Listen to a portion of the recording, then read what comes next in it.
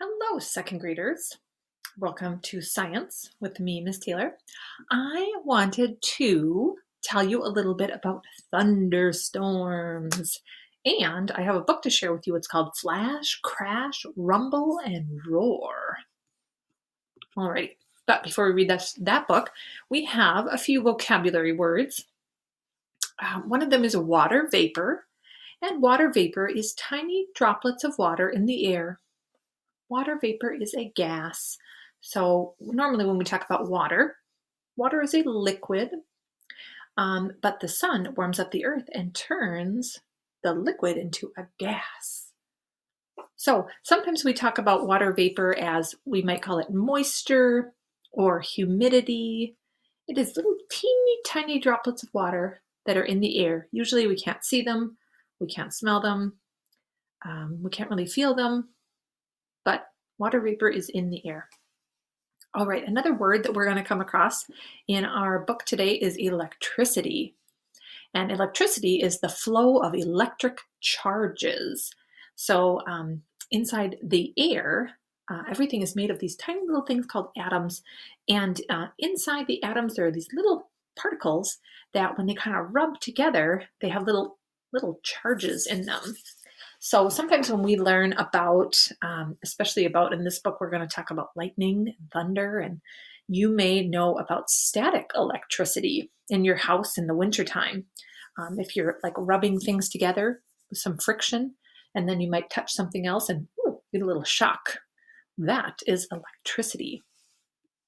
And then we're going to learn about lightning, and lightning happens when electricity jumps within a cloud or to another cloud, like from one cloud to another. So lightning has to do with that electricity within clouds. We are also going to learn a little bit about how light travels. Now, light travels very quickly, and we see lightning the moment it flashes. So I have a little picture here that shows this is the Earth, and then this is the sun. And we can see light from the sun, even though the sun is so far away from us. But light travels very quickly. So the light from the sun travels all the way to Earth. And that is different than how sound travels. And we'll get to that in just a second. But thunder is the sound of air getting so hot, so fast that it makes a loud bang. So we see in the sky, we can see lightning sometimes. If there's a storm, you see the lightning, but what you hear is called thunder. And thunder is the sound of lightning. In other words, the sound of the air getting so hot, so fast, it makes a loud bang. And the sound of thunder is interesting because sound travels through the air, kind of like light travels through the air, but sound travels in waves very slowly. And so that is why we hear thunder after we see the lightning. So it's kind of a really neat concept that we're going to think about is why do we see lightning first? And then it might be like a few seconds later, and then you hear the thunder. So they're actually happening at the same time, but we don't hear thunder because sound takes longer to travel to our ears. So we'll learn about that in this book. So flash, crash, rumble, and roll. The day is quiet. The air is still and hot. Leaves do not move. Flowers droop. Even the birds are still and quiet. There are big white clouds in the sky. Ah, what a peaceful day. Uh-oh. Look at those black thunder clouds, people say. We're going to have a thunderstorm. Uh-oh. Oops, I missed this part. They grow bigger and taller, the clouds. And they get darker and darker. Ah. Warm air near the earth is rising into clouds. The air goes up fast. Inside the clouds, it keeps moving upward. It may go all the way to the top and spill over. And there's actually a fancy word for this When the air kind of gets sucked up and goes up into the air like that, it's called an updraft. Updraft. The clouds keep growing. After a while, the clouds may be 10 miles high. Holy cow.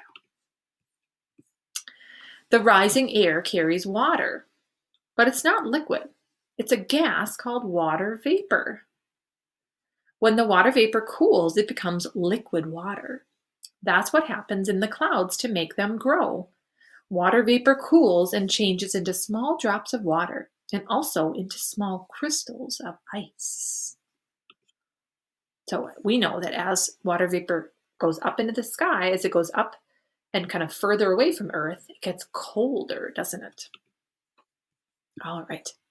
And we learned a little bit about this last time, is how hail is formed, kind of gets kept in a cloud so that layers of ice form on it. Air inside the cloud carries the water and ice up and up. The air gets colder. When it gets very cold, the air falls. So the air inside parts of a cloud is moving up very fast, and in other parts it's moving down. So there's lots of wind inside the cloud and lots of moving air and ice and water vapor. Planes stay out of these dark thunder clouds. The rushing air could turn a plane upside down. It could even rip off the wings. Ooh, better stay away. Also, there's electricity in the clouds. Each water droplet and ice crystal carries a tiny bit of electricity. There are billions and billions of droplets and crystals, so the amount of electricity gets greater and greater. And it's all these little bits of electricity and these charges that are kind of rubbing together that makes those electric charges. When the amount is very great, the electricity jumps from the top of the cloud to the very bottom. It makes a giant spark, a flash of lightning. So it's all that little rubbing bits of air and ice, water vapor. Meanwhile, the rain starts. First, only a drop or two. Then the wind blows and the rain falls faster and harder. Water races down the street. There's more lightning. It may go from one cloud to another. Or it may reach a high building or a tree. The streak of lightning may be a mile long or even longer. Thunder comes after the lightning. The lightning is very hot. It heats the air. The hot air expands very fast. Expand means it gets bigger. The air gets bigger. It makes sound waves all along the streak of lightning. The sound waves reach you at different times. When the first one reaches your ears, there may be a loud crash. As more and more sound waves reach you, the thunder rumbles and roars. Yeah, it's such a neat sound, thunder. So, that thunder, it takes longer for the sound to reach your ears because of how sound travels through the air. You make sound waves when you break a balloon. Blow one up and pop it. Ask your parents first. The air in the balloon expands rapidly through the break in the skin. You made a tiny bit of thunder. There's only a little air in the balloon, so there's not much noise.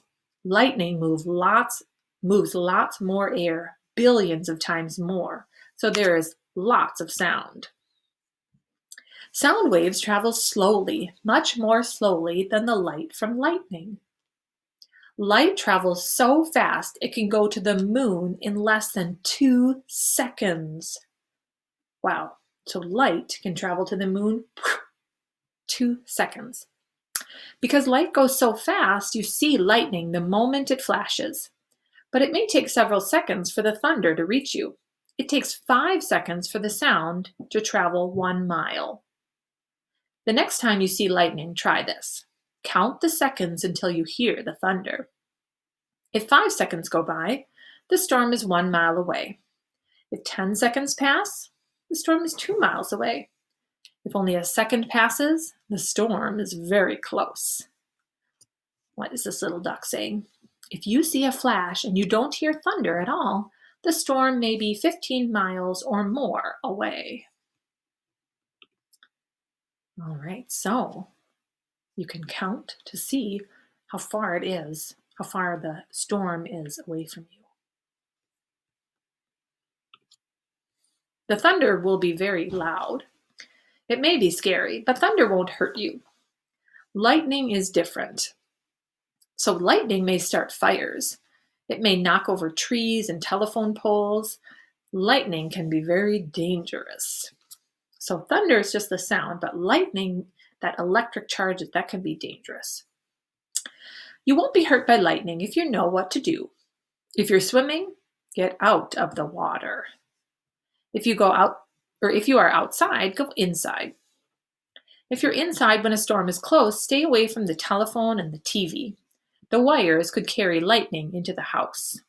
So yeah, you want to stay away from wires. You also want to stay away from any kind of water. Stay away from the stove and other big metal things. Stay away from sinks, the bathtubs, and the shower. Their pipes could also carry lightning into the house. Hi. This is Sophia, my daughter. Do you want to say hi? Hi. Hi. All right, so let's see, where were we? If you're caught outdoors, keep away from a metal fence or metal pipes. They could carry electricity. Don't stand under a tree that's alone in a field. Lightning usually strikes the highest thing.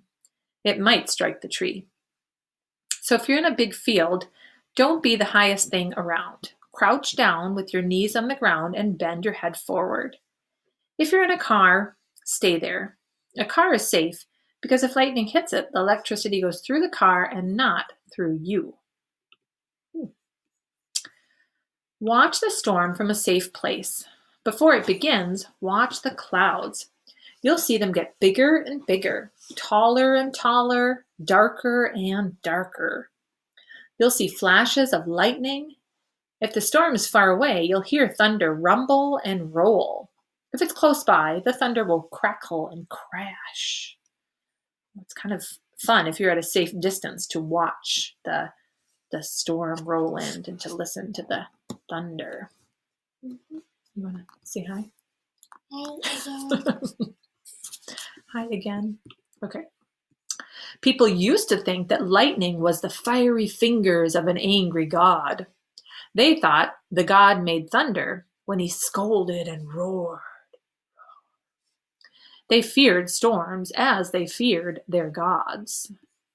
So they imagined there were like these angry gods that were like mad and then producing lightning.